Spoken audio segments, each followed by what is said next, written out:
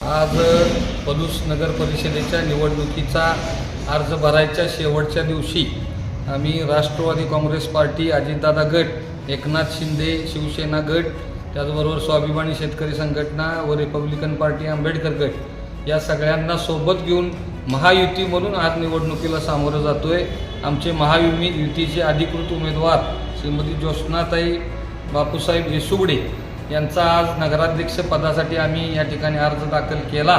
त्याचबरोबर 20+20 असे 40 अर्ज नगरसेवकांसाठी आम्ही या ठिकाणी दाखल केलेले आहेत। आज आम्ही संपूर्ण पलूस परिसरातील प्रत्येक प्रभागामधून स्वइच्छेनं आलेल्या लोकांना सोबत घेऊन आज आम्ही प्रचंड मोठ्या रॅलीने आमच्या महायुतीचा अर्ज आज या ठिकाणी दाखल केला।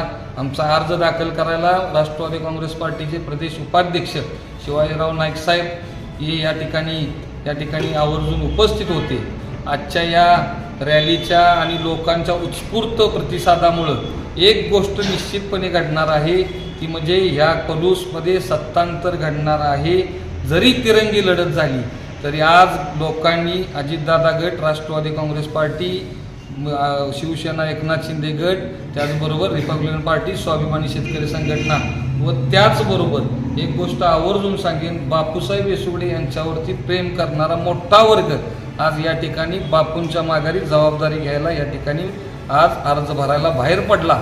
आणि त्या निमित्तानं निश्चितपणे येणाऱ्या काळात पलूसच्या नगरपालिकेवरती निश्चित सत्तांतर घडणार आहे, परिवर्तन अटळ आहे आणि या पलूसमध्ये ही परिवर्तनाची लाट आज सुरुवात झाली आणि त्याचा शेवट येणाऱ्या 3 तारखेला होईल एवढं या निमित्तानं सांगतो।